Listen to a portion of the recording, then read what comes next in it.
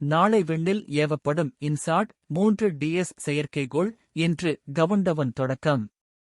நாளை விண்ணில் ஏவப்படும் இன்சாட் 3DS செயற்கைக்கோள் கவுண்டவன் இன்று மாலை தொடங்கப்படும் என இஸ்ரோ அறிவித்துள்ளது.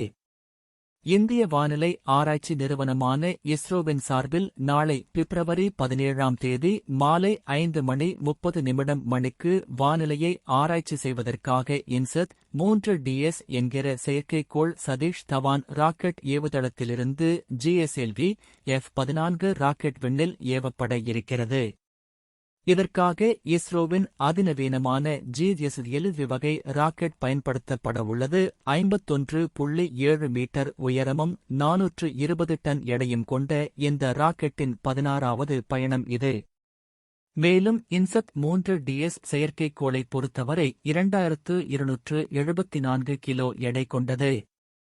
பூமியிலிருந்து 253 கிலோமீட்டர் தொலைவில் உள்ள புவி தாழ்மண்டல சுற்றுவட்ட பாதையில் நிலை நிறுத்தப்பட இருக்கிறது.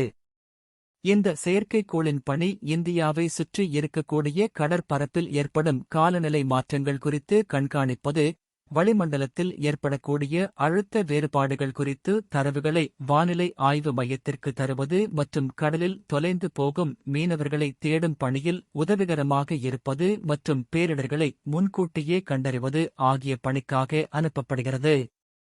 இந்த பணிகளுக்காக இந்த செயற்கைக்கோளில் 6 channel imager, 19 channel sounder, data relay transponder, satellite aided search rescue transponder ஆகிய கருவிகள் பொருத்தப்பட்டுள்ளது.